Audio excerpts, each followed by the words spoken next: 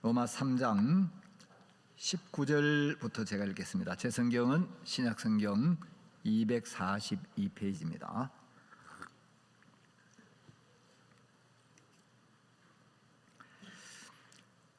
우리가 알거니와 무릇 율법이 말하는 바는 율법 아래 있는 자들에게 말하는 것이니 이는 모든 입을 막고 온 세상으로 하나님의 심판 아래 있게 하려 함이니라.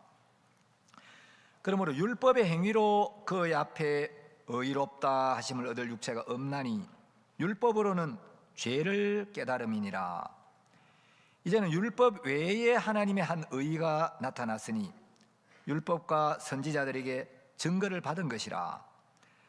곧 예수 그리스도를 믿음으로 말미암아 모든 믿는 자에게 미치는 하나님의 의니 차별이 없느니라. 모든 사람이 죄를 범하였음에 하나님의 영광에 이르지 못하더니 그리스도 예수 안에는 구속으로 말미암아 하나님의 은혜로 값없이 의롭다 하심을 얻은 자 되었느니라. 거기까지만 읽겠습니다. 여러분, 이제 연말이 가까워지면 우리 칸타타 시즌이죠. 안산에서 이제 원래 전국 첫 칸타타 5회 공연을 했는데 첫 공연 때부터 이제 5회 전부 만석이 돼가지고 자리가 가득가득 차고 안산 시민들이 와서 밝고 따뜻하고 또 막 삶에 이렇게 쫓겨서 여유가 없이 살다가 이 칸타타 공연을 보면서 그 가족들 간의 어떤 따뜻한 행복, 이런 감사를 맛보면서 도시마다 이렇게 칸타타가 너무 은혜롭게 진행되고 있습니다. 우리 12월 5일에는 또 김천대학교 그 대강당에서 우리 김천 시민들 또 대구 경북 시민들을 위한 콘서트를 준비하고 있습니다. 오후 3시 반, 저녁 7시 반에 또 김천대학 교직원들, 학생들을 전부 초대해서 또 아름다운 명품 공연을 선보이려고 하고 있고, 우리 대구에는 영남대학교 천마아트홀에서 12월 10일, 11일 이틀 동안 또 공연을 하게 됩니다. 여러분, 많은 분들 초청해서 함께 하기를 바라고, 어떤 분들은 이제 어떤 회사에 이 칸타타 홍보를 이렇게 하러 갔는데 사장님이 야, 이거 들어보니까 너무 좋다. 그라시아스 합창단이 국내 합창제에서 2번이나 대상을 받고 클래식의 본고장이라고 하는 유럽의 이 합창제에 나가가지고 유럽에서 이태리에서 스위스에서 독일에서 최고상을 3번이나 이렇게 받았는데, 그리고 이제 몇 년 전에는 세종문화회관 명품 공연으로 지정이 된 적도 있어요. 여러분, 서울에 세종문화회관 안 가보셨죠? 예, 그 세종문화회관에서 명품 공연으로 지정된 아주 좋은 정말 이 품격 있는 공연인데, 여러분들 많은 분들 초청하고 또 함께 이렇게 복된 시간을 보냈으면 좋겠다 싶습니다. 옛날에 어떤 나라에 한 도시에 어떤 사람이 4명의 아내를 두고 있었어요. 이 사람이 이제 먼 나라로 긴 여행을 떠나려고 하는데 이 아내들을 다 데리고 가고 싶었어요. 근데 첫 번째 아내는 어떤 아내냐 하면 너무너무 아끼고 사랑해서 이 아내하고는 한시도 떨어져 본 적이 없는 가장 소중히 여기는 아내였어요. 두 번째 아내는 어떤 아내냐면 첫 번째 아내만큼 아끼고 소중하게 여기지는 않지만 그래도 이 두 번째 아내도 너무 소중하고 귀하게 여겨서 이 두 번째 아내를 얻으려고 막 고생하고 욕도 얻어먹고 애써가면서 이 두 번째 아내를 어렵게 얻었는데, 혹시 이 두 번째 아내를 누가 넘볼까 봐 집안 깊숙한 곳에 감추어 두고 다른 사람 아무도 보지 못하게 했어요. 세 번째 아내는 가끔 떨어져 있으면 보고 싶고 생각이 나고, 만나면 잠시 반갑다가 그저 그런 아내예요. 네 번째 아내는 아내인데 남편의 관심이나 사랑도 못 받고 그저 뭐 청소나 하고 일이나 하고 시녀처럼 사는 그런 아내였어요. 근데 이 사람이 이제 먼 나라로 긴 여행을 떠나는데 첫 번째 아내에게 이야기했습니다. 여보, 내가 먼 나라로 긴 여행을 떠나려고 하는데 당신 같이 갔으면 좋겠다. 나하고 같이 갑시다. 그랬더니 그렇게 아끼고 위하고 소중히 여기는 아내인데, 아니 여행은 당신이 가는데 내가 왜 따라가느냐고. 난 절대로 못 간다고. 가고 싶으면 당신 혼자 갔다 오라고. 너무너무 실망이 됐어요. 그래서 이제 두 번째 아내에게 이야기를 했어요. 그 두 번째 아내에게 여행을 같이 가자 그러니까 이 두 번째 아내가 나보다 훨씬 더 사랑하고 아끼는 첫 번째 아내도 안 가는데 내가 왜 따라가느냐고. 나는 안 갈 테니까 혼자 갔다 오라고.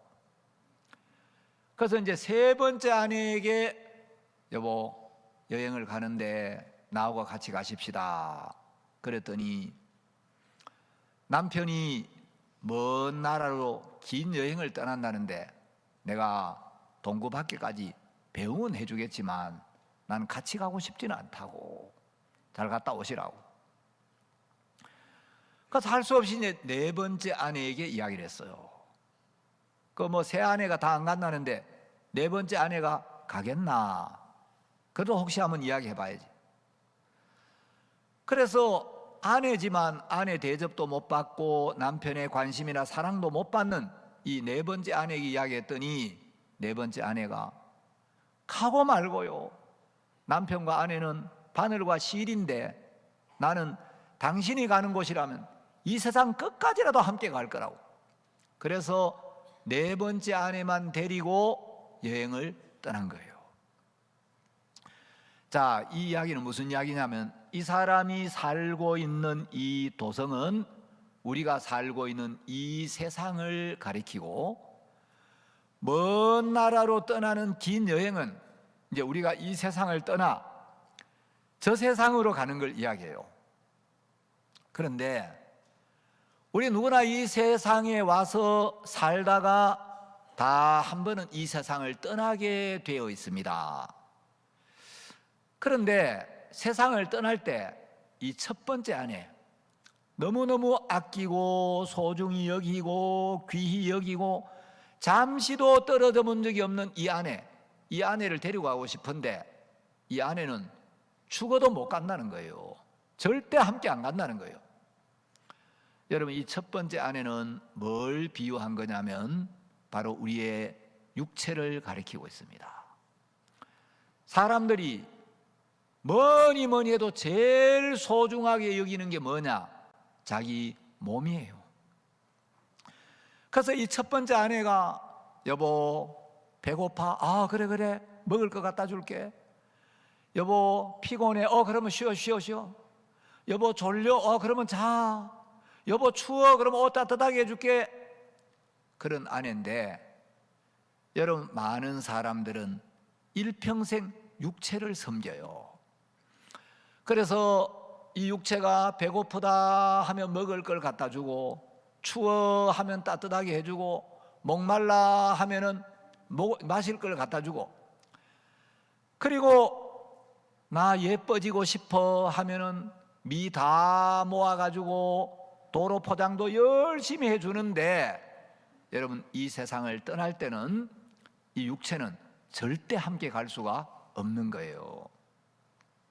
육체는 버려두고 우리 영혼만 이제 이 몸을 떠나 영혼의 주인 대신 하나님께로 돌아갑니다.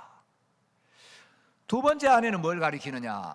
이 두 번째 아내는 이 아내를 얻기 위하여 막 고생하고 땀을 흘리고 애쓰고 욕도 얻어먹고 그래가지고 겨우겨우 얻은 너무 소중한 아내, 남들이 넘볼까봐 집안 깊숙한 데 감추어 놓고 다른 사람 엿보지도 못하게 하는 아내, 이 아내는 재물을 가리켜요. 사람들이 막 돈을 벌려고 애쓰고 고생하고 수고해가지고 그 재물을 깊숙한 데 감추어 놓고 그걸 너무 귀히 여기지만 우리가 이 세상을 떠날 때는 아무것도 가지고 갈 수가 없습니다.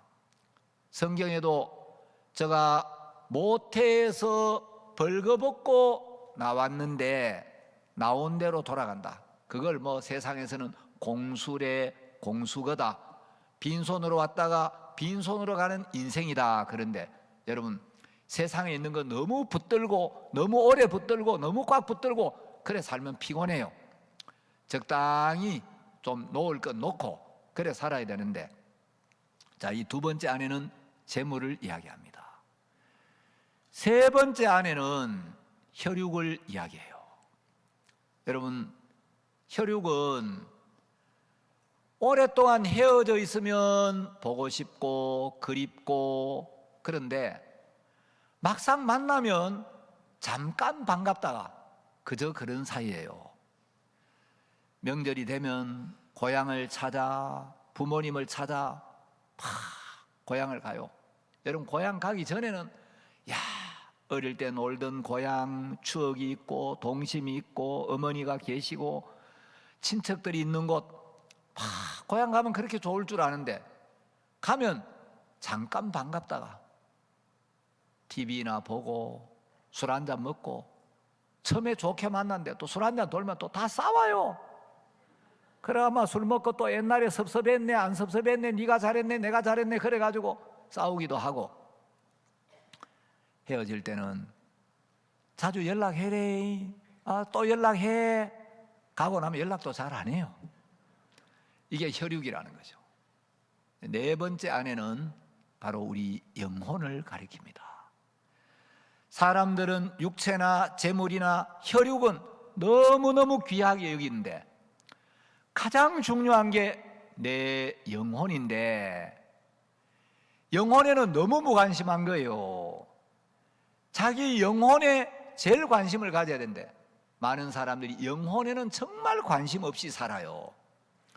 몸이 아프면 병원에 데려가고 몸이 배가 고프면 먹을 걸 찾고 이러는데 영혼을 먹일 줄을 모르고 영혼을 기를 줄을 모르고 이 영혼이 어디서 와서 어디로 가는지 이런 데는 관심이 없는 사람들이 너무너무 많은 거예요. 성경을 보면 하나님은 흙으로 우리 사람의 몸을 만드시고 그 육체 안에 하나님이 생기를 불어넣어서 하나님이 불어넣으신 그 생기가 우리 영혼이 되었다고 이야기를 하고 있습니다. 자, 영혼은 눈에 보이지 않아요. 그런데 성경은 우리 육체는 영혼을 담는 그릇이고 영혼이 사는 집과 같다 이렇게 이야기를 하고 있어요. 그래서 성경에는 이 육체를 장막집이다 또는 흙집이다 이렇게 표현했어요.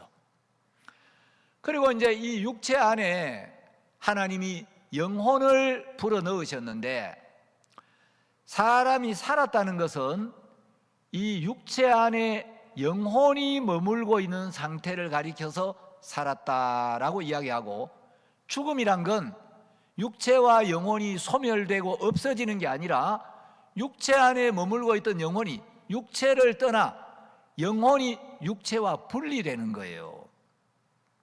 여러분, 우리가 보석이나 시계를 사면 그 보석이나 시계를 담는 케이스가 있죠. 여러분, 보석 케이스가 아무리 멋져도 그 케이스 안에 들어있는 보석이 가치 없는 보석이면 별로 그건 가치가 없죠. 근데 케이스는 좀 흐름해도 그 안에 굉장히 귀한 보석이 담겨 있으면 그건 가치가 있는 거죠. 우리 육체는 영혼을 담는 케이스예요. 자, 우리가 음료수를 사면 음료수를 담는 병이 있고 또 음료수를 담는 종이 봉지 같은 게 있죠. 여러분, 음료수를 담는 캔이나 유리병이나 종이 봉지는 음료수가 그 안에 들어있을 때 가치가 있지, 음료수 마시고 나면 빈 캔, 빈 종이 봉지, 그건 아무 가치가 없어요. 자, 유리병이나 캔이나 종이 봉지는 음료수를 담기 위해 필요한 거고 음료수가 담겨 있을 때 가치가 있지, 음료수 다 마시고 나면 아무 가치가 없기 때문에 종이 봉지는 쓰레기통에 버리고 캔은 역시 쓰레기통에 버리고, 여러분, 그건 버려지는 거예요. 자, 우리 몸은 영혼이 사는 집이라고 성경은 이야기를 합니다. 그래서 장막집이다, 흙집이다, 성경이 이렇게 표현을 하고 있는데, 여러분, 집이 사람을 위해 필요한 겁니까? 사람이 집을 위해 필요한 겁니까? 대답 안 하시는 분들은 판단이 잘 안 서십니까? 집이 사람을 위해 필요한 거예요? 사람이 집을 위해 필요한 거예요? 예, 사람을 위해 집이 필요한 거죠. 그래서 이 육체는 우리 영혼이 사는 집이기 때문에 여러분, 우리나라 사람들도 몸이 건장하고 실한 사람들을 보면은 아따, 그 양반 몸집 좋더라, 몸집이라고 하죠. 아, 그 사람 맷집 좋더라. 자, 이 몸을 집이라고 표현해요. 몸집. 자, 이 몸은 영혼이 사는 집, 영혼을 담는 그릇이에요. 그런데 하나님은 이 인생을 창조하실 때 우리 영혼이 이 연약한 흙집에서 영원히 살도록 우리를 창조한 게 아니고, 우리가 잠시 이 육체 안에 머물다가 우리 영혼이 죄 사함을 받고 구원을 받아서 이 영혼이 육체를 떠날 때 이 몸은 벗어버리고 신령한 몸을 입고 영원히 병들지 않고 더럽지 않고 늙지 않고 죽지 않는 신령한 몸을 입고 하늘나라에서 영원히 살도록 우리를 만드셨어요. 그래서 혹시 여러분 몸이 늙고 병들고 아이고, 왜 하나님 능력이 많으신데 내 몸을 이렇게 약하게 만드셨나? 저도 어릴 때부터 몸이 좀 약한 편이라 가지고 하나님이 흙으로 몸을 만드셨다는데 사람들이 나를 보고 혈기 마른 자 같다는 둥, 귀순 용사 같다는 둥, 이래 별로 썩 내키지 않는 별명을 붙여주는데 온 천지가 흙인데 하나님이 흙 요만큼만 좀 더 가져갔다가 고루고루 좀 붙여가 나를 좀 도톰하게 만들었으면 남들 보기도 좋고 나도 기분이 좋을 건데 하나님 왜 이렇게 혈기 마른 자처럼 만들었을까? 그래 생각을 했는데, 하나님의 섭리를 보면 하나님은 제가 이 흙집에서 영원히 살도록 만드신 게 아니고 이 흙집에서 잠시 살다가 이 흙집을 떠나면, 그리고 네가 이 세상 사는 동안 예수님을 믿고 예수님의 복음을 받아들여서 마음에 있는 모든 죄를 눈처럼 희게 깨끗하게 씻으면 죄사함을 받고 네가 의롭게 되어서 이제 신령한 몸, 영원히 죽지 않고 영원히 늙지 않고 병들지도 않고 더러워지지도 않는 신령한 몸을 입고 하늘나라에서 영원히 살도록 우리를 만드신 거예요. 그러니까 여러분 좀 아픈 데가 있고 좀 기운이 없고, 여러분 그래도 여러분이 죄를 사함받고 의인으로 거듭나면 아이고 막 이 불편한 집에 잠시 잠깐 살다가 이제 조금만 견디면 내가 이 육체를 떠날 때 나 하나님이 준비하신 멋진 집에, 정말 멋진 나라에 가서 멋진 집에서 신령한 몸을 입고 나 영원히 기쁨과 행복 속에 산다.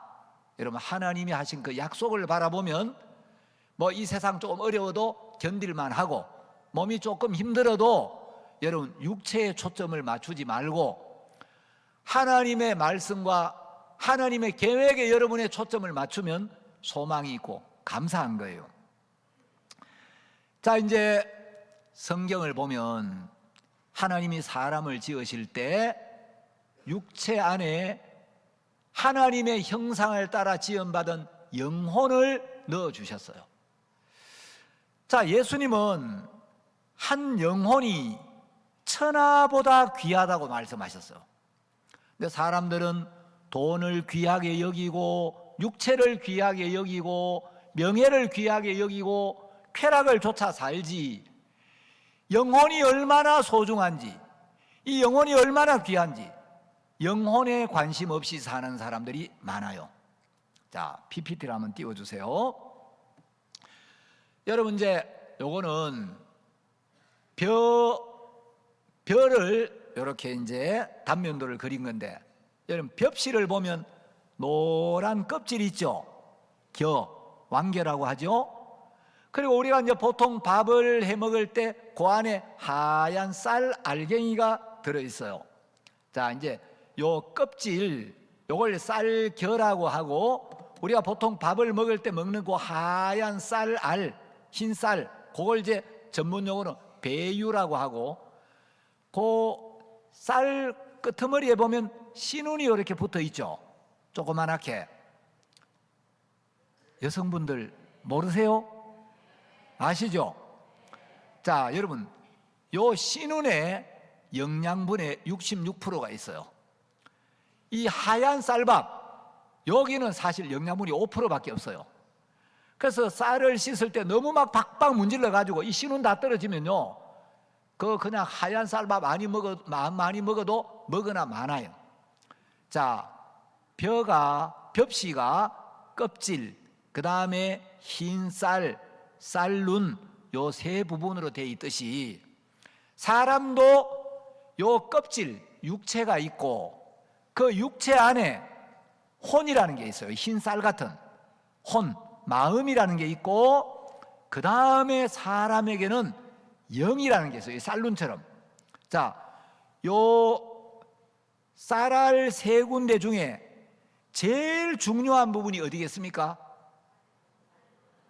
쌀겨겠어요? 흰 쌀이겠어요? 쌀눈이겠어요? 요 쌀겨 껍데기는 좀 손상이 돼도 별 문제 없어요. 근데 요 쌀눈이 똑 떨어지면 요건 심어도 싹도 안 나고 영양가가 별로 없는 쌀이 되는 거예요. 자, 우리 육체는 요 쌀겨와 같다면 우리 마음, 혼은 요 쌀과 같아요. 근데 눈에 보이지 않지만 사람에게 영이 있어요. 여러분, 동물은 아무리 위급한 일을 당해도 신을 찾지 않아요. 제가 안동에 오래전에 도살장에 어떤 분이 성경 공부를 좀 해달라 그래가 도살장에를 갔어요.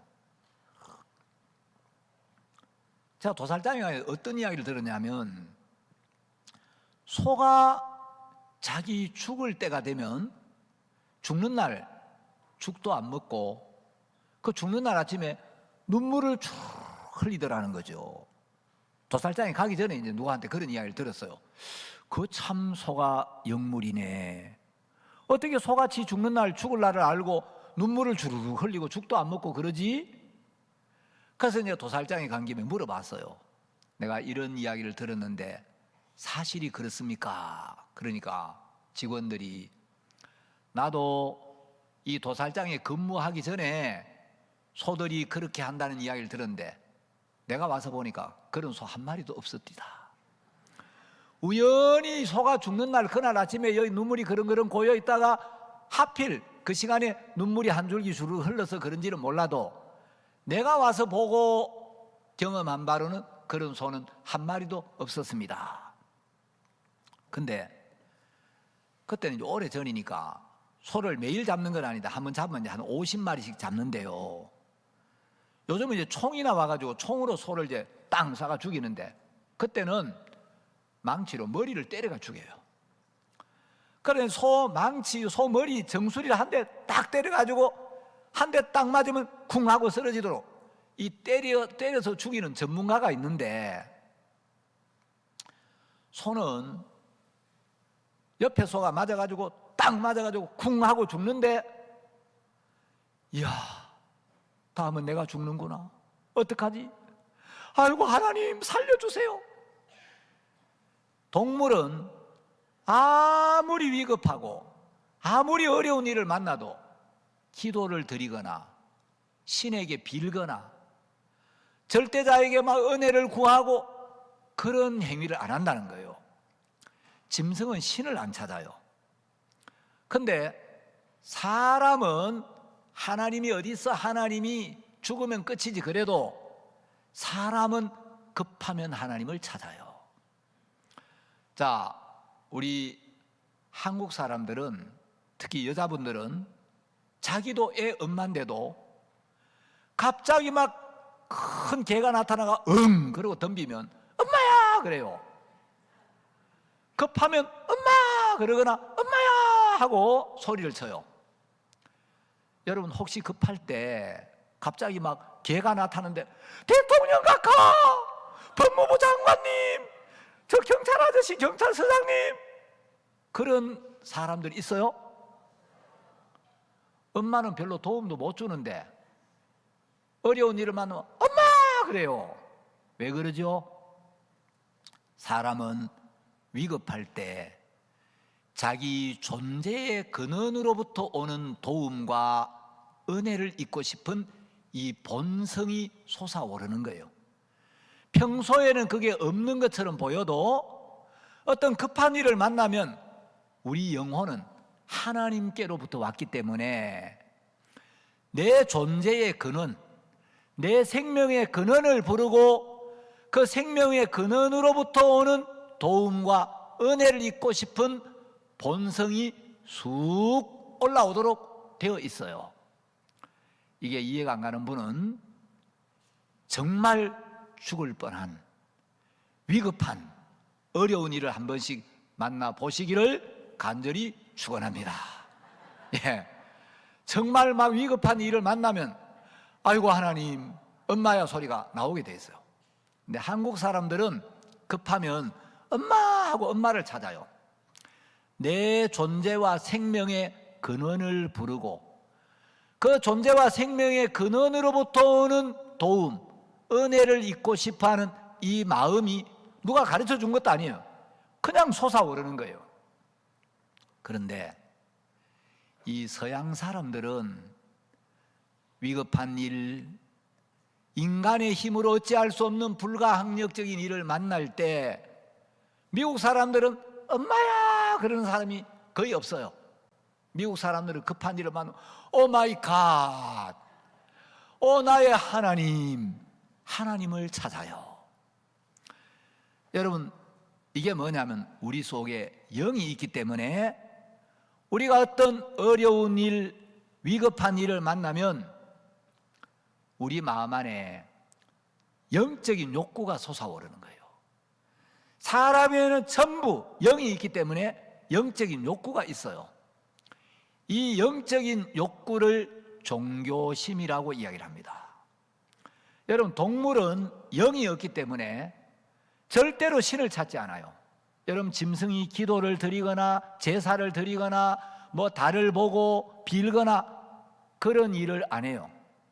근데 사람들은 어떤 민족이든지 다 신을 섬기고 신을 찾아요.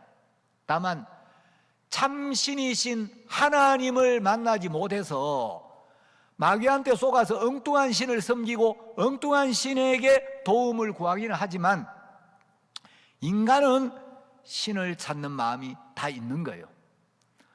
자, 이제 우리에게는 육체도 있고 영혼도 있는데 여러분 영혼이라는 말은 영과 혼을 합친 말이에요. 그래서 성경에는 영과 혼을 합쳐서 영혼 이렇게 표현한 데도 많지만 어떤 경우에는 영과 혼을 나누어서 설명할 때도 있어요. 자, 히브리서 4장을 한번 보겠습니다. 자, 히브리서 4장 12절을 보시면 하나님의 말씀은 살았고 운동력이 있어 좌우의 날선 어떤 검보다도 예리하여 혼과 영과 및 관절과 골수를 찔러 쪼개기까지 하며, 자, 여기 보니까 혼과 영과 및 관절과 골수 이렇게 돼 있죠. 관절과 골수는 우리의 육체를 가리키고 혼과 영, 요걸 합친 게 영혼이에요. 자, 성경 영혼이라는 말은 굉장히 많이 나오는데, 자, 영과 혼과 몸을 따로 나누어서 설명한 데가 이제 몇 군데가 있는데 한 군데만 더 찾겠습니다. 디모데 전서를 한번 보겠습니다.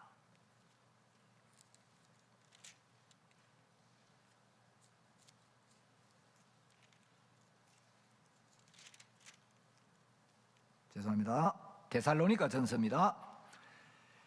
332페이지 데살로니가 전서 5장 23절. 평강의 하나님이 친히 너희로 온전히 거룩하게 하시고 또 너희 온 영과 혼과 몸이 우리 주 예수 그리스도 강림하실 때에 흠없게 보존되기를 원하노라. 자, 여기 보니까 너희 온 영과 혼과 몸이라고 돼 있죠. 자, 여기는 이제 영과 혼과 몸을 따로 구분시켜 놨죠. 사람들은 먹고 사는데, 돈 버는데, 출세하는데 이런 데는 관심이 많고 육체에는 막 너무 관심이 많아요. 어떻게 하면 맛있는 걸 먹을까? 어떻게 하면 좋은 옷을 입을까? 어떻게 하면 좋은 차를 탈까? 어떻게 하면 좀 더 아름답게 보이도록 피부를 잘 가꿀까? 머리를 멋있게 할까? 그래가 뭐 미장원도 많고 옷가게도 많고 여러분 뭐 차 파는 데도 많고 집도 많고, 그런데 정말 중요한 건 영혼인데 사람들은 영혼에 너무 관심이 없는 거예요. 그래서 하나님이 영이란 건 이런 거고 혼이라는 건 이런 거고, 그러면 아이고 골머리 아파 아예 안 들으려고 하니까 편의상 합쳐가지고 영혼. 자, 그런데 요 벼의 껍질은 육체와 같다고 할 수 있고, 자, 육체 안에 쌀겨와 흰 쌀과 그 쌀눈이 있었죠. 자, 요 흰 쌀은 우리의 혼과 같다면 그 쌀눈은 바로 영과 같은 거예요. 뭐가 제일 중요해요? 영이 가장 중요한 거예요. 여러분, 동물에게는 영이 없는데 하나님이 사람에게는 영을 주셨기 때문에 사람은 영적인 욕구가 다 있어요. 신을 찾는 마음, 신으로부터 도움을 받고 싶은 마음, 신의 은혜를 입고 싶어하는 이 마음이 다 밑바닥에 있습니다. 그런데 이제 우리 영혼이 육체 안에 머물다가 육체를 떠나면 이 영혼의 주인 대신 하나님께로 돌아가게 돼요. 사람들은 죽으면 끝인 줄 알아요. 에이, 죽으면 끝이야. 죽으면 그만이지. 여러분, 죽음은 내 영혼이 육체 안에 머물다가 영혼이 육체를 떠나가는 거지 끝이 아니에요. 육체와 영혼이 소멸되는 게 아니고 영혼은 죽지 않습니다. 왜냐하면 영혼은 절대 소멸될 수 없는 이유가 뭐냐면 영혼은 영원하신 하나님께로부터 왔기 때문에, 영원한 존재로부터 영원한 세계로부터 왔기 때문에 눈에 보이지 않지만 이 영혼은 절대로 소멸되거나 없어질 수가 없어요. 그래서 우리 영혼은 육체 안에 거하다가 육체를 떠나면 영원한 천국으로 가든지 영원한 지옥으로 가는데, 내 영혼은 천국에 가도 영원히 살고 지옥에 가도 영원히 살아요. 영혼은 절대 없어지지 않아요. 그래서 죽으면 끝이 아니에요. 자, 이제 영혼이 육체를 떠나면 이 영혼을 지으신 하나님께로 돌아갑니다. 자, PPT 좀 띄워주세요. 우리가 죽음을 가리켜서 돌아가신다라고 이야기를 하죠. 자, 여러분, 사람이 죽으면 돌아가셨다라고 표현을 해요. 왜 죽음을 돌아가셨다고 하지? 죽음은 돌아가는 거예요. 돌아간다는 건 뭐예요? 여러분, 오늘 여러분의 집에서 교회 왔다가 예배 마치면 전부 어디로 갑니까? 집으로 가죠. 집으로 돌아가요. 돌아간다는 말은 왔던 대로 다시 간다, 이 말이에요. 죽음이란 건 돌아가는 거예요. 다시 말하면 왔던 대로 다시 가는 거예요. 그러면 우리 인생이 어디서 왔다가 어디로 가느냐, 인생이 어디로 가는지를 알려면 어디서 왔는지를 알아야 돼요. 자, 우리 저 사진 찍고 있는 김용길 형제님, 자매님, 한자매님 사는 데가 어디예요? 한은희 자매님, 예? 사는 동네가 무슨 동이냐고요? 예? 상수동? 하수동? 예? 사수동? 아, 사수동이라는 데가 있어요? 자, 오늘 예배 마치고 나면 어디로 가요? 예, 사수동에서 왔으니까 사수동으로 가겠죠. 오수동에서 왔으면 오수동으로 갈 거고, 예, 삼수동에서 왔으면 삼수동으로 가겠죠. 여러분, 죽음은 돌아가는 거예요. 그러면 인생이 어디로 가는지를 알려면 어디서 왔는지를 알아야 돼요. 왔던 대로 가는 거니까, 돌아가는 거니까. 우리 육체는 흙에서 왔기 때문에 영혼이 떠나면 모든 육체는 흙으로 돌아갑니다. 대통령이 죽어도, 대학 총장이 죽어도, 미스 코리아가 죽어도, 예쁜 아이가 죽어도 영혼이 육체를 떠나면 모든 육체는 흙으로 돌아가요. 영혼은 어디로 가느냐? 영혼은 하나님께로부터 왔기 때문에 하나님께로 돌아가요. 영혼의 주인 되신 하나님께로 돌아가는데, 하나님께로 돌아가면 어떻게 되느냐? 히브리서 9장 27절에 보면 한 번 죽는 것은 사람에게 정하신 것이요 그 후에는 심판이 있으리니. 여러분, 한 번은 죽도록 사람에게 정해져 있는데 그 후에는, 사후에는 심판이 있다는 거예요. 자, 여러분, 우리가 죽음을 한자어로는 사망이라 그러죠. 사망이 뭐냐면 죽을 사, 망할 망, 죽어서 멸망을 당한다는 거예요. 죽고 끝이 아니고 사, 망, 죽은 뒤에 심판을 받고 멸망을 당하는 거예요. 그게 사망이에요. 자, 그래서 이제 우리 영혼이 하나님 앞에 가면 심판을 받고, 하나님이 뭘로 심판하냐? 하나님은 거룩하시기 때문에 불꽃 같은 눈으로 우리 마음을 구석구석 감찰하시면서 누구든지 마음에 죄가 있으면 그 죄의 삭은 사망이다. 누구든지 죄가 있으면 죄로 말미암아 멸망을 당하고 영원한 지옥불에 떨어지는데, 자, 여러분들을 이 시간 지옥으로 잠시 안내를 해드리겠습니다. 지옥 구경을 함께 떠나보시죠. 누가복음 12장 5절.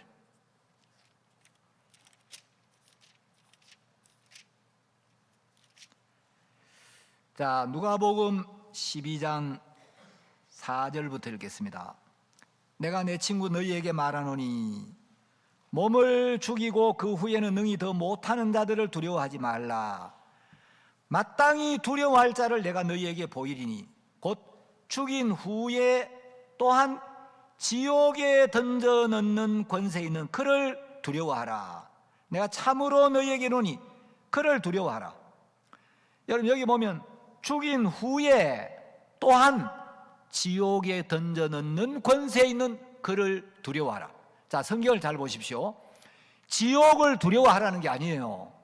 많은 사람들이 지옥을 두려워하고 귀신을 두려워하고 사탄을 두려워해요. 성경은 지옥을 두려워해야 되는 게 아니고 지옥에 던져 넣는 권세를 가진 하나님을 두려워하라는 거예요. 여러분, 교도소가 두렵습니까? 교도소에 집어넣는 권세를 가진 분이 두렵습니까? 교도소가 있어도 교도소 집어넣는 사람이 없으면 두려울 이유가 없죠. 오늘날 많은 사람들이 지옥을 두려워하고 귀신은 두려워해요. 귀신 이야기하면 아이고 무서워 그런데 하나님을 두려워하질 않아요. 성경은 죽인 후에 또한 지옥에 던져 넣는 권세를 가진 그 하나님을 두려워하라.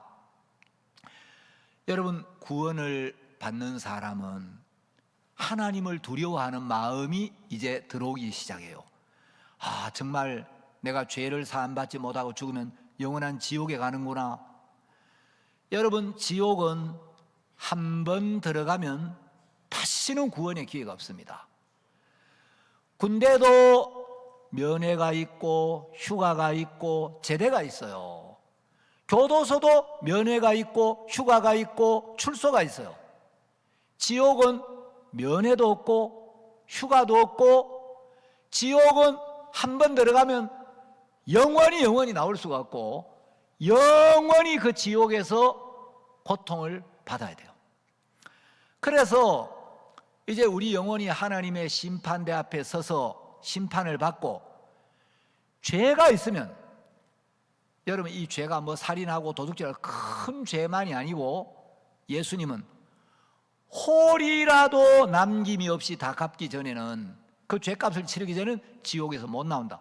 홀이는 한자로 호는 가는 털 호자예요. 리는 저울의 가장 작은 눈금이에요. 가느다란 털만한 죄만 있어도, 지극히 가벼운 죄만 있어도 죄가 있으면 반드시 심판을 받고 지옥으로 들어가게 되고, 예수님의 말씀 앞에 나와서 마음을 열고 마음을 낮추고 그 말씀을 그대로 받아들여서 마음에 있는 모든 죄를 호리만큼도 남김없이 완벽하게 다 씻어야만 천국을 갈 수가 있다는 겁니다.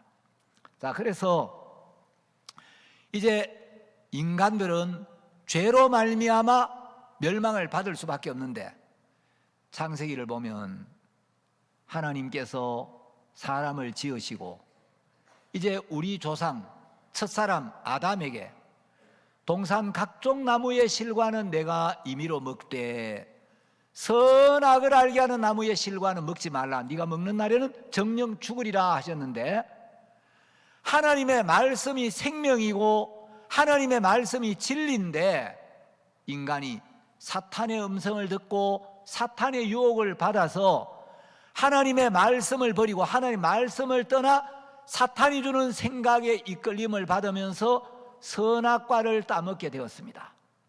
그때부터 인간들은 하나님의 말씀에 이끌림을 받는 게 아니라 하나님의 말씀과 다른 선악의 기준에 이끌림을 받기 시작했어요.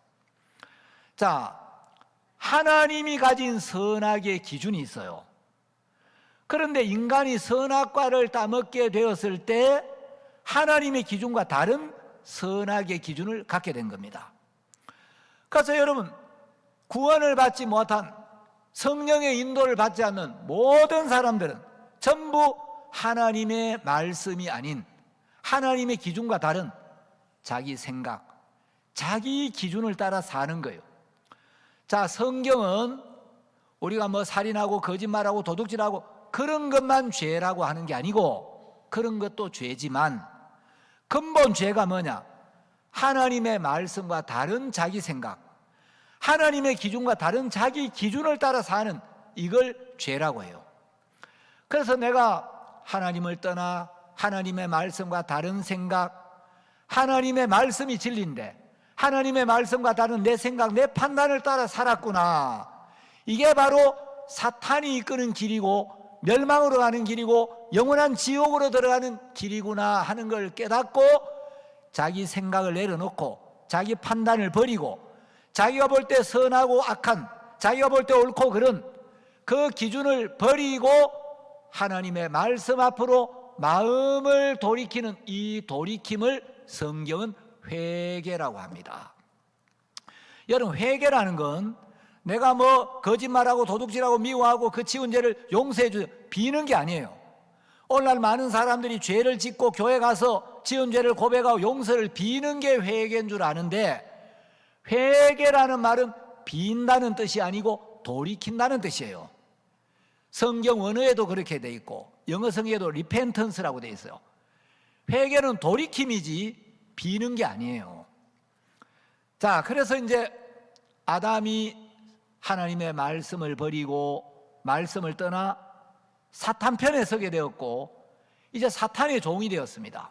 우리는 하나님을 떠나 범죄한 그 아담의 후손으로 태어났기 때문에 우리는 날 때부터 죄인으로 태어났고 우리는 날 때부터 소속이 마귀 나라 백성이고 우리 영혼의 주인이 마귀예요.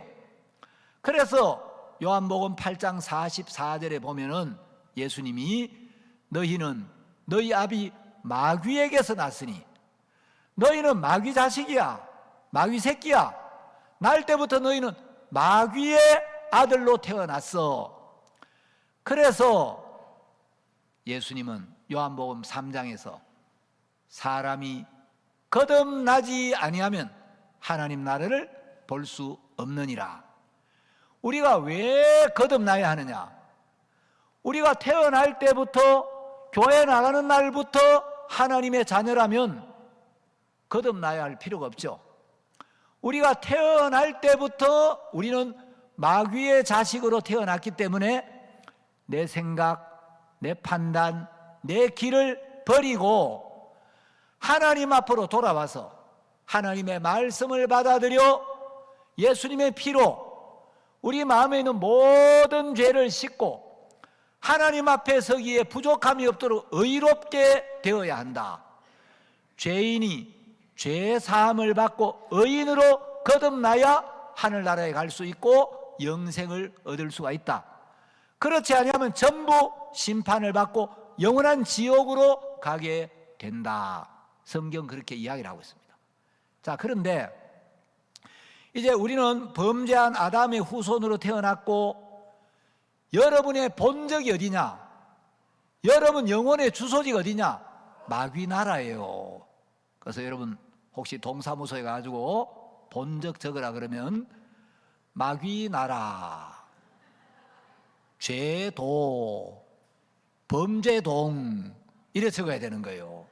자, 우리 영혼의 주소지가 마귀 나라예요. 여러분, 우리 영혼의 주소가 죄인이라는 거죠. 그래서 내가 이 죄 때문에 심판을 받고 그 죄의 삭스로 멸망을 당할 수밖에 없구나. 성경에는 두 가지 사망이 나와요. 요한계시록 20장 6절, 14절, 21장 8절에 보면 둘째 사망이라는 말이 나오는데, 둘째 사망이 나오는 걸 보면 첫째 사망이 있겠죠. 첫째 사망은 육체 안에 머물던 영혼이 육체를 떠나는 것, 우리가 일반적으로 말하는 죽음. 둘째 사망은 이 영혼이 하나님의 심판을 받고 영원한 지옥 불에 들어가는 걸 둘째 사망이라고 합니다. 여러분, 이 죄의 결과가 영원한 지옥의 형벌이기 때문에 인생에서 제일 중요한 게 뭐냐? 여러분 돈 버는 거, 좋은 대학 가는 거, 시집 잘 가는 게 이게 중요한 게 아니고 여러분이 죄인인 걸 깨닫고 여러분 생각을 버리고 하나님 앞으로 돌이켜서 예수님의 말씀을 받아들여 여러분 마음에 있는 모든 죄를 눈처럼 이게 씻는, 이게 제일 귀한 일이고 제일 중요한 일이고, 그래서 여러분 복음을 전하는 이 복음 전도가 사람이 할 수 있는 일 중에 가장 중요한 일이에요. 그래서 여러분 진짜 복음 전도자를 귀하게 여기고 복음을 가진 교회를 귀하게 여겨야 돼요.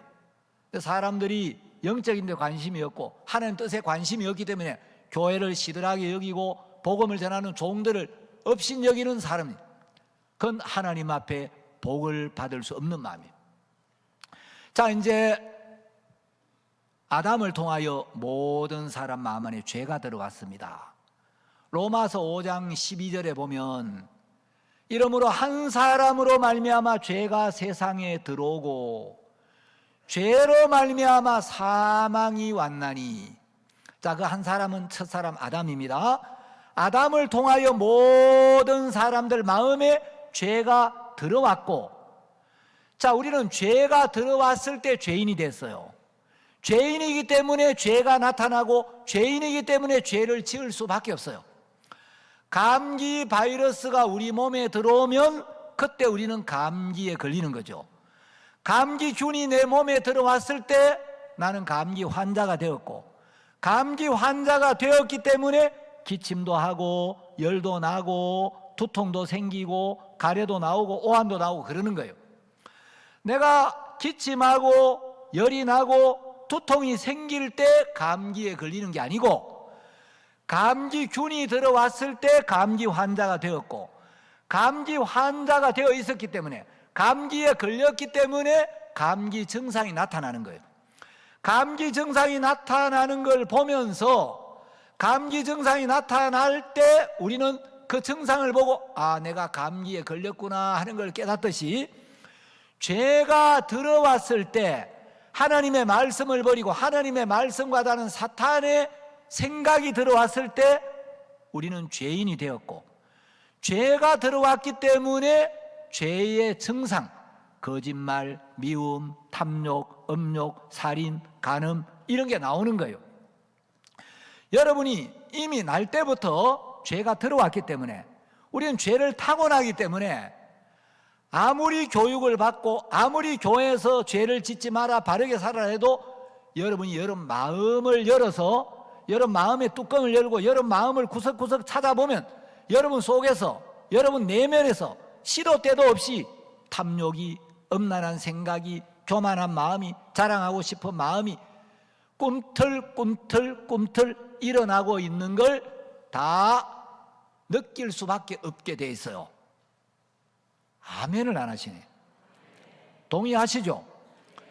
그래서 죄를 안 지어야 되는 게 아니고, 성경이 이야기하는 것은 나는 죄를 지을 수밖에 없는 인간이구나, 나는 죄를 안 짓는 게 불가능하고, 날 때부터 죄를 타고났기 때문에 죄를 가리울 수는 있고, 내 속에서 올라오는 죄의 욕구를 억눌러서 선한 척은 할 수 있지만 내가 죄를 안 지을 수는 없구나.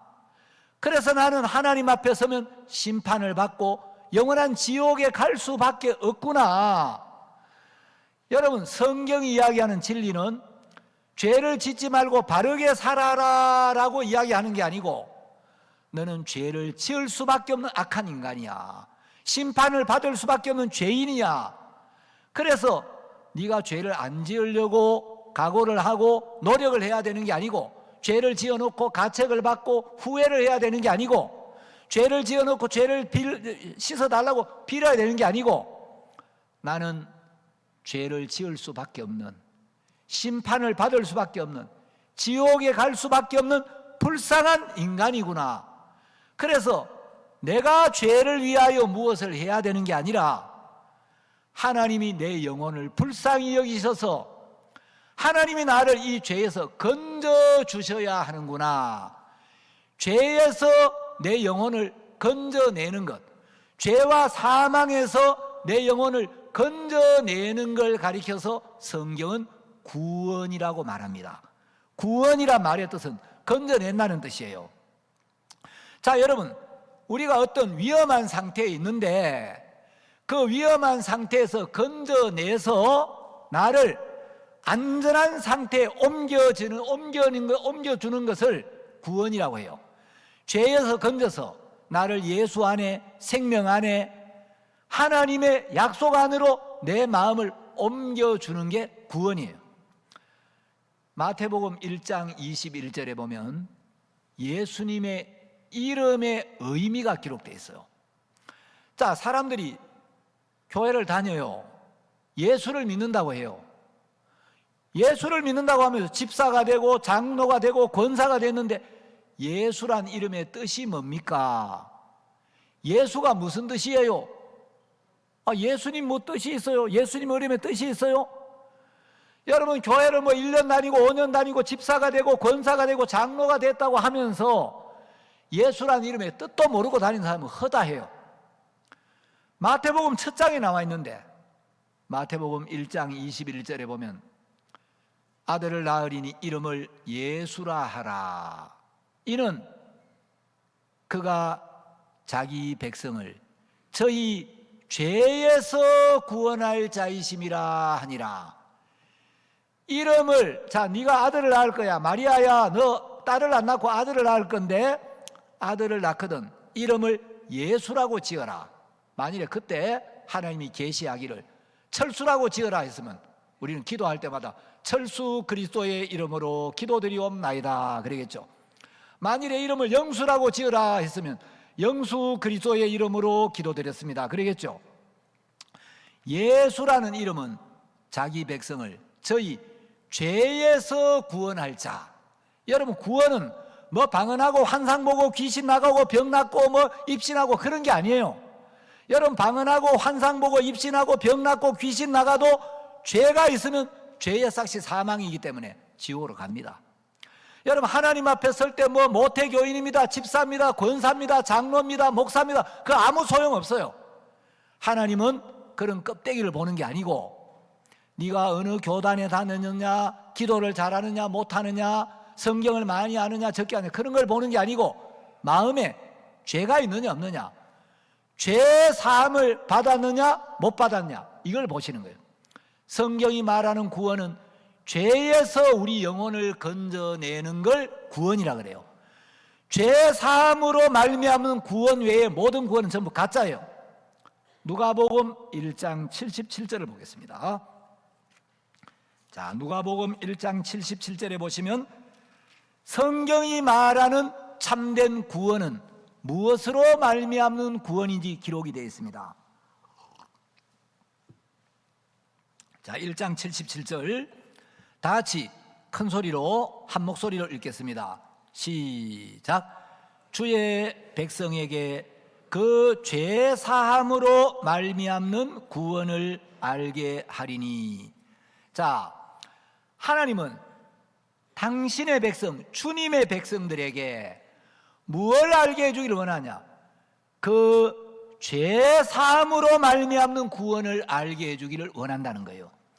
여러분 구원은 죄 사함으로 말미암아 임하는 거예요. 마음에 있는 모든 죄가 사해질 때, 죄 사함을 받고 의롭게 될 때 우리에게 영혼의 구원이 임한다는 겁니다.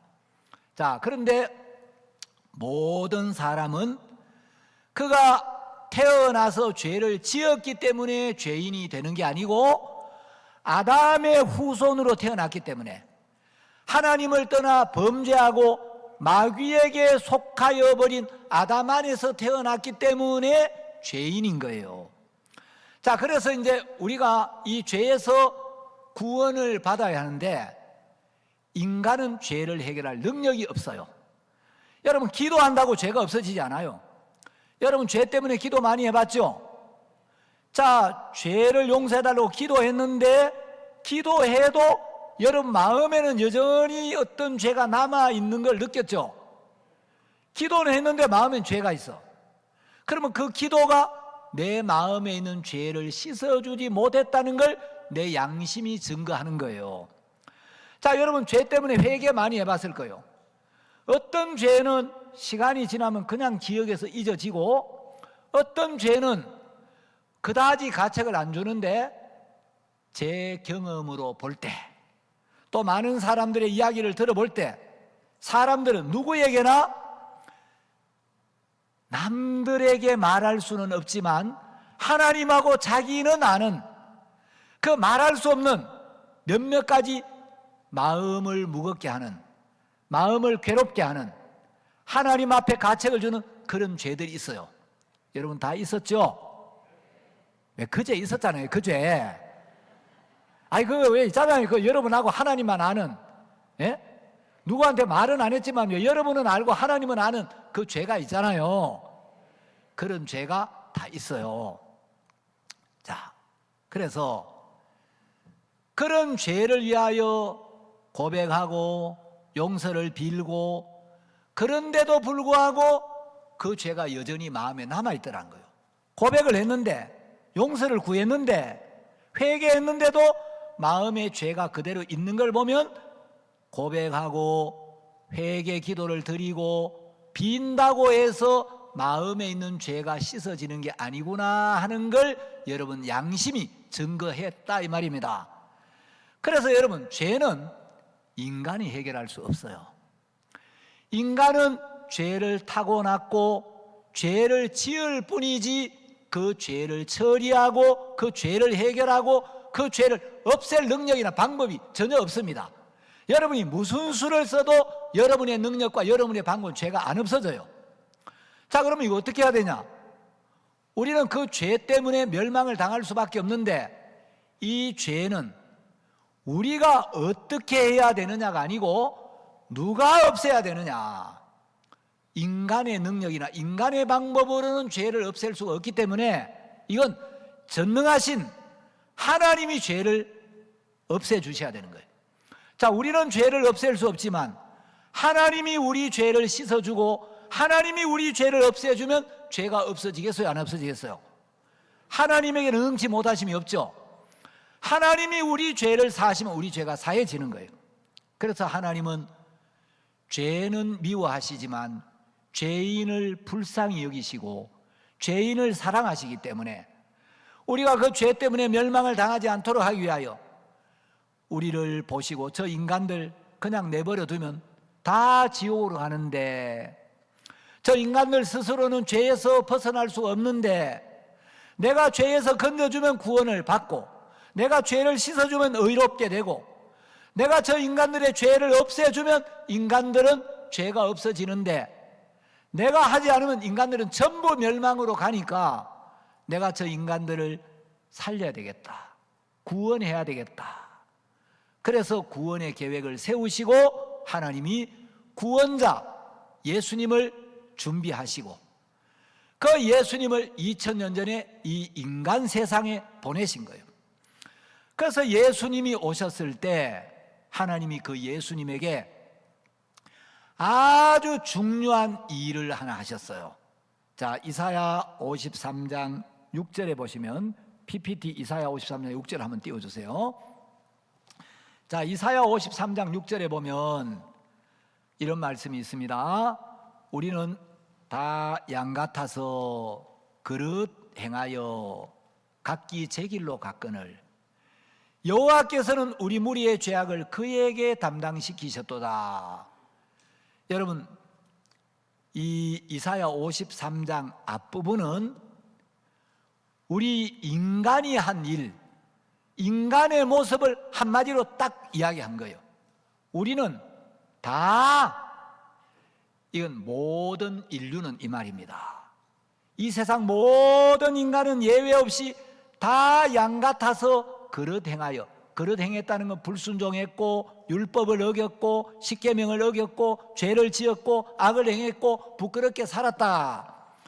그래서 우리는 다 양 같아서 그릇 행하여 각기 제 길로 갔거늘 다 하나님의 길로 가지 않고 자기 길을 갔다는 겁니다. 그런데 요 뒷부분은 하나님을 떠난 죄에 빠진 인간들을 위하여 하나님이 하신 일을 한마디로 딱 기록해 놓은 거예요. 여호와께서는 우리 무리의 죄악을 그에게 담당시키셨도다. 이 그는 예수님을 이야기합니다. 자, 하나님은 우리 무리의 죄악, 온 인류의 모든 죄를 예수님에게 담당시켰다는 거예요. 여러분, 담당시켰다는 것은 그 문제나 그 일을 해결할 모든 책임을 그에게 맡겼다는 거죠. 자, 그 문제나 어떤 그 형편을, 그 일을 해결할 모든 책임을 예수님에게 담당을 시키는 거예요. 죄는 우리가 지었는데 하나님은 우리 무리의 죄악을 예수님께 담당을 시켜서 예수님께 떠넘기고 예수님이 그 모든 문제를 해결하고 처리하도록 예수님에게 그 모든 책임을 지우신 거예요. 자, 이사야 53장에서 여러분 중요한 단어가 하는데, 이 우리라는 단어가 2번 나옵니다. 우리는 다 양 같아서. 여러분, 이 우리라는 단어는 내가 빠지면 우리가 안 돼요. 내가 포함되지 않으면 우리라는 단어가 성립이 됩니까? 안 됩니까? 안 돼요. 자, 근데 여호와께서는 우리 무리의 죄악을 예수님에게 담당시키셨는데, 사람들이 이런 말씀을 읽을 때, 이 하나님의 증거를 볼 때, 우리라는 이 단어 안에 내가 포함되어 있다는 걸 깨달아야 되는데, 우리 안에 내가 들어있다는 걸 믿어야 되는데, 하나님께서 우리의 죄를 예수님께 담당시켰다. 그럼 맨날 자기 죄는 빼놔나. 여러분, 다른 사람 죄는 몰라도 내 죄가 예수님께 넘어갔다, 내 죄를 담당시켰다, 나의 죄가 예수님께 담당됐다, 하나님이 친히 내 죄를 예수님께 담당시키셨다, 이걸 깨닫는 게 중요한데, 우리 무리의 죄악을 담당시켰다는데 자기 죄는 맨날 빼놔. 제가 한번 수양회를 갔어요. 문칠식 목사님이 고흥에서 아저씨 한 분을 모시고 왔어요. 그 저한테 좀 교제를 해달라고. 목사님, 이분이 얼마 전에 소를 한 마리 잃어버렸는데 소도둑님이 와가지고 그 집에 소를 훔쳐갔다는 거예요. 그래가지고 막 마음이 어려운데, 뭐 소를 찾아도 이제 찾을 길도 없고 수양에 갑시다. 데려왔어요. 그래서 제가 이제 복음을 쭉 전하는데, 복음을 전하다가, 선생님, 하나님이 예수님에게 우리 무리의 죄악을 담당시켰다. 이 우리 무리는 전 인류, 온 세상 사람, 이 세상 모든 사람을 이야기합니다. 여기에 선생님도 포함이 됩니다. 선생님의 모든 죄를 하나님은 예수님에게 담당시켰습니다. 그리고 선생님 소 훔쳐간 그 소도둑놈, 그놈 죄도 예수님께 담당을 시켰습니다. 그 이분이 말씀을 잘 듣고 끌려오다가 갑자기, 아이씨, 나 예수님이 우리 소 훔쳐간 그 소도둑놈 죄까지 가져가, 나 예수 안 믿어. 잘 가다가 그놈 죄까지 가져갔다면 나 그런 예수 안 믿겠다. 그래서 제가, 그러면 그놈 죄는 빼고, 소도둑은 그놈만 빼고 나머지 죄는 다 가져갔다고. 그래가지고 구원을 받았어요. 자, 여러분, 여호와께서는 우리 무리의 죄악을 그에게 담당시키셨도다. 여러분이 아무리 더러운 죄를 짓고, 아무리 많은 죄를 짓고, 아무리 큰 죄를 짓고, 아무리 부끄러운 죄를 짓고, 아무리 엄청난 죄를 지었다 할지라도 여러분이 지은 모든 죄를 하나님은 예수님의 몸에 담당을 시키셨다고 성경이 증거하고 있어요. 이건 하나님의 증거예요. 자, 그래서 우리의 모든 죄가 예수님께 담당이 되었기 때문에 예수님이 그 죄의 심판을 대신 받아야 하는 거예요. 예수님이 그 죄의 벌을 대신 받아야 하는 거예요. 그래서 그 죄의 삭시 사망이기 때문에 예수님이 우리를 대신하여 십자가에 못 박혀 죽으셔야 우리 죄에 대한 모든 페이가 완벽하게 지불되고 우리 죄는 청산이 되는 겁니다. 자, 우리의 모든 죄가 예수님께 담당이 되었기 때문에 우리 모든 죄가 예수님께 넘어간 그 다음 날 이제 세례 요한이 예수님을 소개를 해요. 자, PPT. 그 다음 날 이제 세례 요한이 예수님을 가리켜서 큰 소리로 외칩니다. 이튿날 요한이, 여기 요한은 사도 요한을 말하는 게 아니고 세례 요한을 이야기합니다. 인류의 대표자입니다. 요한이 예수께서 자기에게 나오심을 보고 가로되, 보라, 세상 죄를 지고 가는 하나님의 어린 양이로다. 여러분, 이 세례 요한은 원래 요단강에서 회개의 세례를 베풀고 있었어요. 내가 죄인이고 구원받지 못했고 거듭나지 못했습니다. 그걸 깨닫고 정말 마음을 낮추고 구원받으러 나오는 사람들에게 회개의 표시로 요단강에서 물로 세례를 주고 있었는데, 세례 요한은 늘 회개하라, 회개하라, 천국이 가까웠느니라, 회개하라 하고 외쳤는데, 세상 죄가 전부 예수님께 담당되고 우리의 모든 죄가 예수님께 몽땅 넘어간 그 다음 날부터는 회개하라 하고 외치질 않아요. 보라 하는 거예요. 보라, 세상 죄를 지고 가는 하나님의 어린 양이로다. 이제는 우리의 모든 죄를 담당한 저 예수님을 바라봐. 예수님을 자세히 봐. 예수님을 정확하게 보면 세상 죄가 예수님께 담당되어 있어. 예수님이 우리의 모든 죄를 지고 있어. 우리 죄가 예수님께 넘어갔어. 그래서 이제 세례 요한은 보라, 세상 죄를 지고 가는 하나님의 어린 양이로다. 자, 예수님은 세상 죄를 지고 이제 십자가로 가셔야 했습니다. 왜? 그 죄의 삭시 사망이기 때문에. 그 예수님은 이제 이 죄를 짊어지고 3년 동안 이 땅을 다니시면서 만나는 사람들마다 너의 죄를 내가 짊어졌다. 하나님이 이 모든 죄를 나한테 담당시켰다. 그래서 내가 너를 대신하여 죽는다. 네 죄 때문에 내가 죽게 되면 너는 죄 사함을 받고 영원한 생명을 얻게 되고, 네 죄를 씻기 위하여 내가 십자가에 못 박혀 피를 흘리면 너는 영원히 죄가 사해지고 하나님 앞에 의롭게 돼. 너는 이제 사망에서 벗어나고 저주에서 벗어나고 거룩하고 복된 하나님의 자녀가 되어서 하나님과 동행하다가 이 세상 떠날 때 하나님이 약속하신 영원한 천국으로 가게 된다. 자, 이 사실을 알리시고 예수님 이제 십자가로 가십니다. 그런데 예수님이 십자가에 못 박혀 죽으시면 하루 만에 우리의 모든 죄가 완벽하게 씻어진다고 구약 성경에도 이미 예언이 되어 있어요. 자, 스가랴 3장 9절에 보면 만군의 여호와가 말하노라. 내가 너 여호수 앞에 세운 돌을 보라.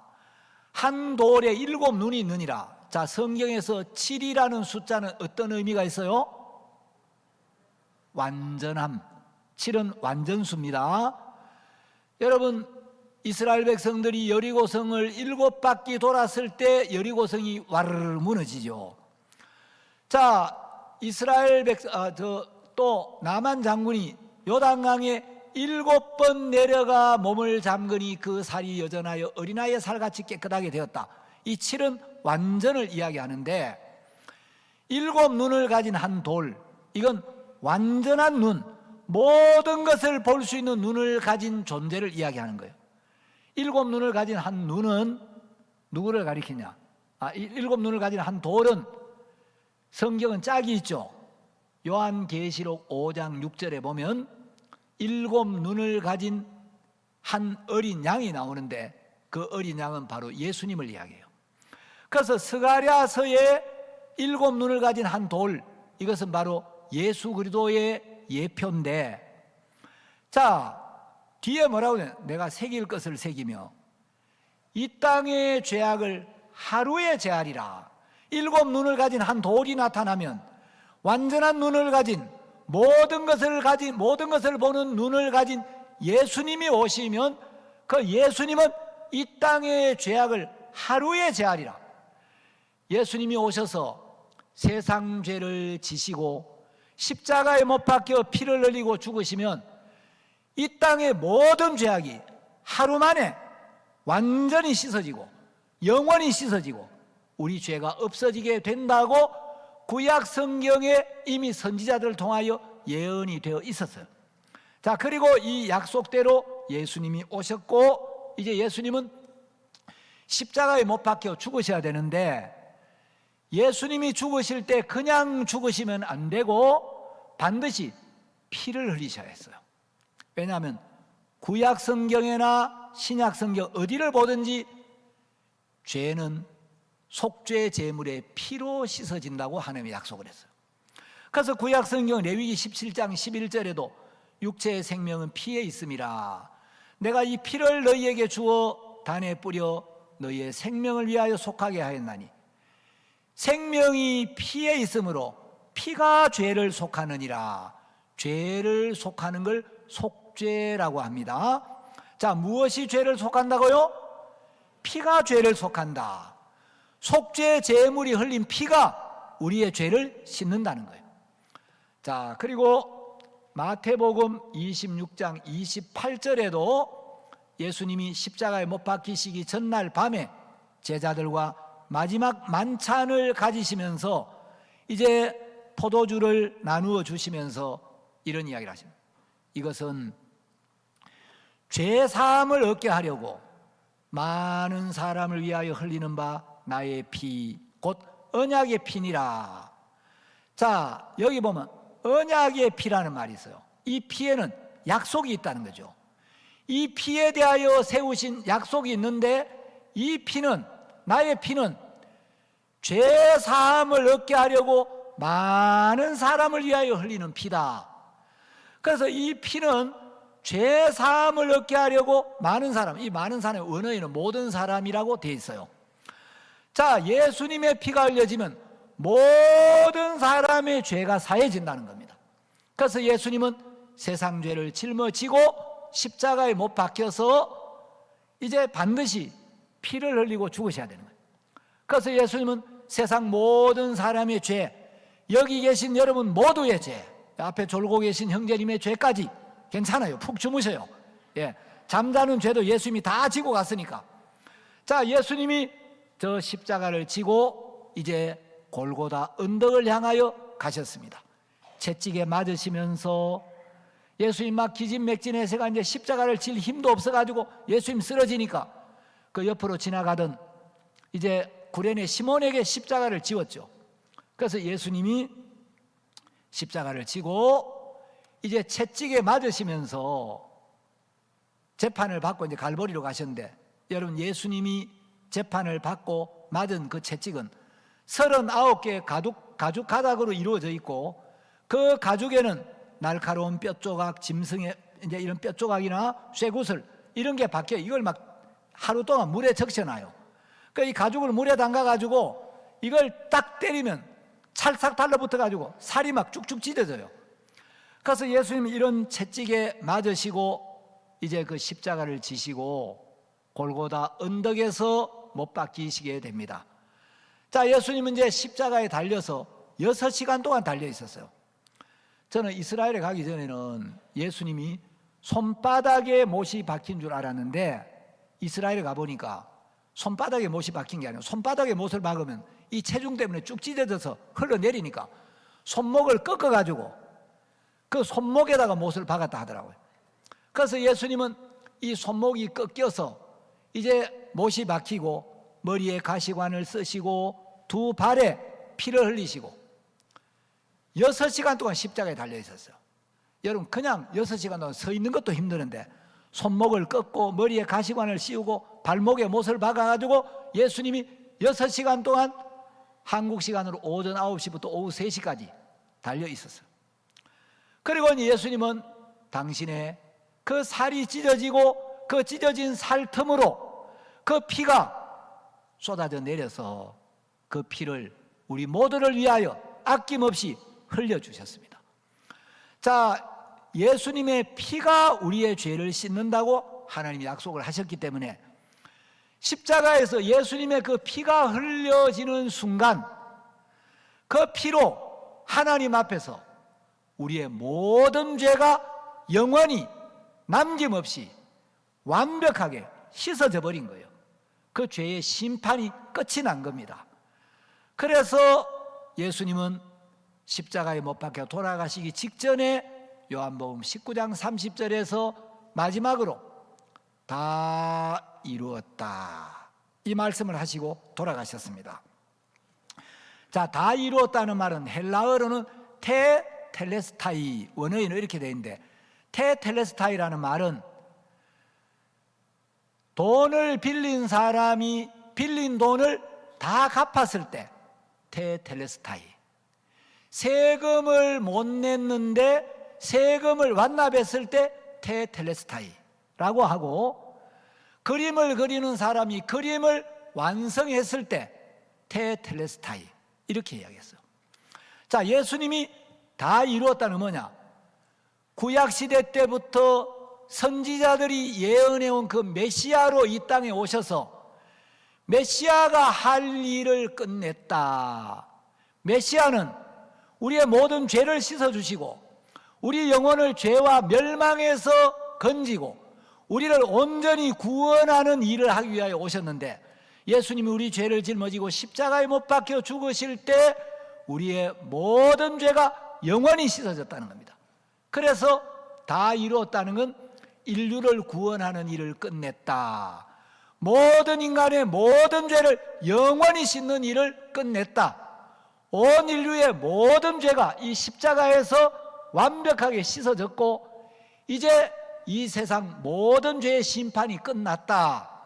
그래서 이 다 이루었다 하고 예수님이 돌아가신 그 후로는 더 이상 우리는 심판받을 죄가 없게 되었고, 이 죄로 말미암아 하나님과 우리가 서로 멀어져 있었는데 하나님과 우리 사이에 가로막힌 모든 죄의 담을 예수님이 헐어버리고 제거했기 때문에 예수님이 돌아가시는 그 순간 하나님과 우리는 그 십자가로 말미암아 화목하게 되었고 하나님과 우리가 연합이 되고 하나가 된 거예요. 자, 이제 그때부터 우리는 하나님과 영원히 함께가 되고 하나님과 우리 사이를 떼어놓을 수가 없게 된 겁니다. 자, 그래서 예수님 우리 죄를 다 씻으셨는데, 자, 교회를 다니는 사람들은 예수님이 우리 죄를 위해, 우리 죄 때문에 돌아가셔서 다 알아요. 그런데 우리 죄 안에 내 죄가 포함되어 있다는 걸 알아야 되는데 늘 자기 죄는 빼놓는단 말이에요. 여러분, 예수님이 우리 죄를 씻었다 할 때 다른 사람 죄를 씻은 게 아니고 바로 나의 죄를 씻었다는 걸 깨닫고 믿어야 되는 거예요. 여러분의 모든 죄가 사해졌다는 겁니다. 그래서 요한 1서 2장 2절에 보면 저는 우리 죄를 위한 화목 제물이니 우리만 위할 뿐 아니요 온 세상의 죄를 위하심이라. 예수님은 우리의 죄만 씻기 위하여 죽으신 게 아니고 온 세상의 죄를 씻기 위해 죽으셨다.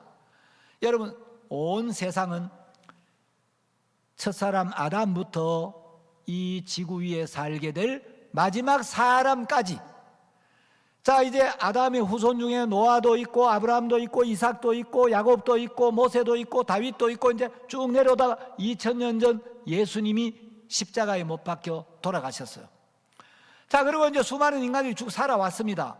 우리는 현재 2024년이라는 요 시점에 서 있는데 우리가 태어난 날이 있고 죽는 날이 있겠죠. 그런데 예수님은 무슨 죄를 담당하셨느냐?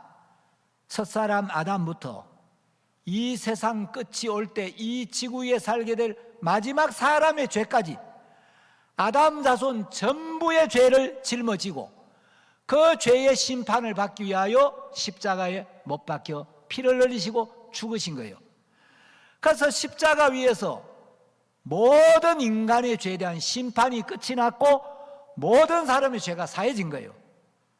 여러분이 이걸 모르고 살아왔는데 이제 기쁜 소식 대구교회에 오시면 이게 바로 그 복음이라는 것이구나. 복음은 좋은 소식, 굿뉴스, 기쁜 소식. 나는 죄 지은 것밖에 없고 내 죄를 위하여 아무것도 한 것이 없는데 그 귀한 하나님의 아들 예수님이 이 땅에 오셔서 우리의 모든 죄를 짊어지고 그 죄의 심판을 대신 받으시고 나를 살리기 위하여 그 고난을 받으시고 피를 흘리시고 그 피로 나의 모든 죄를 영원히 사해 주셨구나.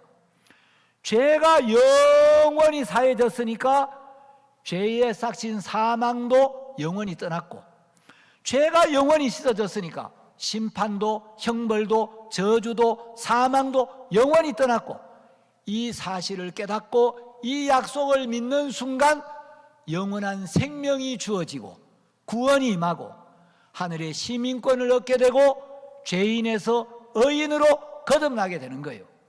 자, 그래서 예수님 우리 죄를 사하셨는데 저는 우리 죄를 위한 화목 제물이니 우리만 위할 뿐 아니요 온 세상의 죄를 위하십니다. 요 온 세상의 죄가 영어 성경이나 한국어 성경에는 온 세상의 죄라고 되어 있어요.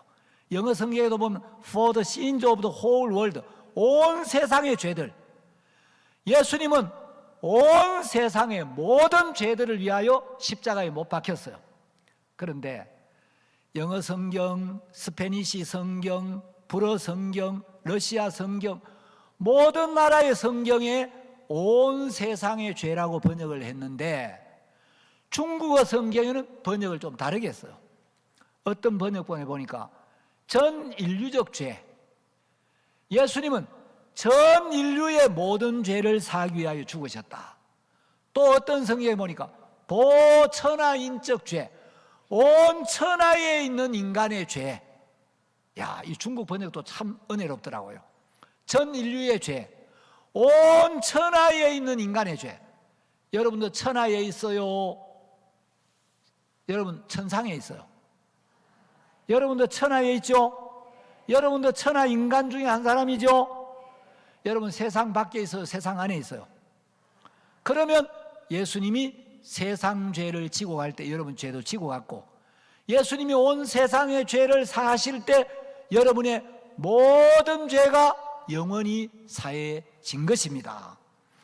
자, 이것을 성경은 복음이라고 말합니다. 이 복음을 믿을 때, 믿는 순간 여러분은 영생을 얻고 구원을 받는 거예요. 히브리서 9장 12절에 보시면 염소와 송아지의 피로 아니하고 오직 자기 피로 영원한 속죄를 이루사 단번에 성소에 들어가셨느니라. 예수님이 흘리신 피로 영원한 속죄를 이루셨다. 영원한 속죄라는 말은 속죄의 효력, 속죄의 공로가 영원토록 미친다. 영원이란 끝이 없는 걸 영원이라고 해요.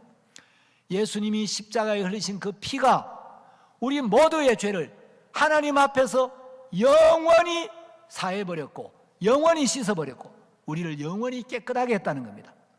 그것도 단번에, 단번은 두 번이 필요 없다는 거예요. 십자가 위에서 한 번만에 우리의 모든 죄를 영원히 씻어버렸기 때문에, 죄가 영원히 씻어졌으니까 죄의 삭신 사망도 영원히 떠나갔고, 사망이 영원히 떠나갔으니까 당연히 이 약속을 믿는 순간, 이 복음을 깨닫는 순간 우리는 영원한 생명을 얻게 되는 거예요.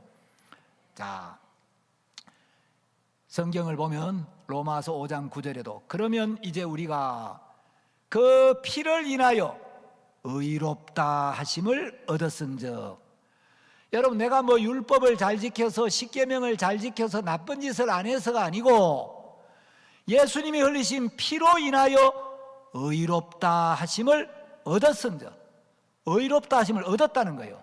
의롭다는 건 죄가 없다, 깨끗하다. 자, 에베소서 1장 7절에도 우리가 그리스도 안에서 그의 은혜의 풍성함을 따라 그의 피로 말미암아 구속 곧 죄사함을 받았으니, 자, 여기 구속이란 말은 수갑을 채워서 자유를 속박하는 구속이 아닙니다. 자유를 제한하는 요거는 구속, 짧게 읽고, 성경의 이 구는 건질 구자인데 길게 읽어요. 구원, 구속. 그래서 구속이란 말은 건질구 갚을 속, 우리 영혼을 죄에서 건져내고 우리 죄값을 갚아버리는 걸 구속이라고 하는데, 구속을 다시 설명하면 죄사함을 받았으니, 이런 의미라는 거죠. 자, 하나님의 말씀에 구속 곧 죄사함을 받았다. 예수님의 피가 이미 흘려졌으니까 우리의 죄값은 이미 지불되었고 당연히 우리는 구속을 받았다. 그래서 예수님의 피로 우리는 죄사함을 받았습니다. 자, 히브리서 10장 17절에 보면은 또 약속을 했어요. 또 저희 죄와 저희 불법을 내가 다시 기억지 아니하리라 하셨으니 이것을 사하셨은즉 다시 죄를 위하여 제사 드릴 것이 없느니라. 하나님은 예수님이 십자가에 흘린 피로 우리의 모든 죄를 씻으신 사실을 보시고 그날부터 우리에게 새로운 약속을 세웠는데, 저희 죄와 저희 불법을 내가 다시 기억지 아니하리라. 여러분 죄를 기억하든지 말든지 하나님은 예수님이 돌아가신 그날 후로는 우리 죄를 다시는 기억지 않겠다. 그래서 찬송가에 보면 너희 죄 사해 주사 기억 아니하시네, 너희 죄 사해 주사 기억 아니하시네. 그 찬송은 이 말씀을 근거로 지은 거예요. 그런데 수많은 사람들이 교회를 나가요, 예배를 드려요. 성경에 보면 우리 죄와 불법을 다시는 기억지 않는다, 모든 죄를 사했다, 영원히 사했다, 세상 죄를 사했다 약속이 되어 있고, 찬송가도 너희 죄 사해 주사 기억 아니하시네 하고 또 노래를 불러요. 그래놓고 돌아서면 주여 이 죄인을 용서해 주시옵소서. 이게 정신착란이 아니면 뭐냐 이 말이에요. 여러분, 성경을 보지만 성경을 믿지를 않아요. 자, PPT. 여러분, 이 골로새서 2장 13절에 보면 또 너희의 범죄와 육체의 무할례로 죽었던 너희를 하나님 그와 함께 살리시고 우리에게 무슨 죄를 사하시고? 모든 죄를 사하시고. 모든은 몇 %만 쓸 수가 있어요? 고요한 집사님, 모든이란 단어는 몇 %만 쓸 수 있어요? 예, 자다가도 물으면 안 나니까, 자다가도요. 예? 여러분, 우리 교회 형제 자매들은 자다가 물어도 예수님이 모든 죄를 사했다. 이건 뭐 어린아이도 알고 다 알아요. 성경에 명백하게 약속이 되어 있습니다. 얼마나 감사합니까? 모든 죄를 사하시고. 자, 이제 시간이 없어가지고 오늘 말씀 이제 한 구절만 읽고 마치겠습니다. 요한복음 5장 24절에 보면 내가 진실로 진실로 너희에게 이르노니 내 말을 듣고. 여러분, 듣는 건 돈 들어요, 힘들어요? 귀만 열어놓으면 돼요. 앉아서 그냥 들으면 돼요. 내 말을 듣고. 예수님의 말씀을 듣고 나면 죄가 있어요, 없어요? 예수님의 말씀을 정확하게 듣고 나면 죄가 없는 거예요. 내 말을 듣고 또 나 보내신 이를 믿는 자는. 여러분, 신앙은 예수님이 하신 말씀을 듣고 믿는 거예요. 나를 다듬고 고치는 게 아니에요. 예수님이 다 이루어 놓으신 그 사실을 듣고 마음의 믿음으로 받아들이면 세 가지 은혜가 임하는 거예요. 첫째, 듣고 믿는 자는 믿는 순간 영생을 얻었고, 당연하죠. 죄가 영원히 씻어졌으니까 사망이 영원히 떠났고 영생이 임하는 건 당연한 거예요. 두 번째, 심판에 이르지 아니하나니. 내가 받아야 될 심판을 예수님 받고 가셨기 때문에 나는 심판받을 죄가 없습니다. 듣고 믿는 자는 심판이 없어요. 듣고 안 믿는 자는 너는 왜 듣고 안 믿어? 진리를 이야기했는데 너 믿지 않는 그 불신 때문에 너는 지옥이야. 자, 듣고 믿는 자는 심판에 이르지 아니하나니. 세 번째 약속은 사망에서 생명으로 옮겼느니라. 사망에서 건져내서 생명의 세계로 옮겨놨다. 자, 구원이란 건 아까 이야기했죠. 어떤 위험한 상태에서 건져내서 안전한 상태로 옮겨놓는 걸 구원이다. 사망에서 건져서 생명의 세계 안에, 예수 그리스도 안에, 하나님의 영원한 은혜 안에 옮겨진 게 구원이에요. 영원한 속죄의 말씀을 듣고 믿는 자는 믿는 순간 이렇게 옮겨진 거예요. 그래서 여러분, 이제 생명 안에 있는 겁니다. 아멘. 오늘 말씀은 여기까지 하겠습니다.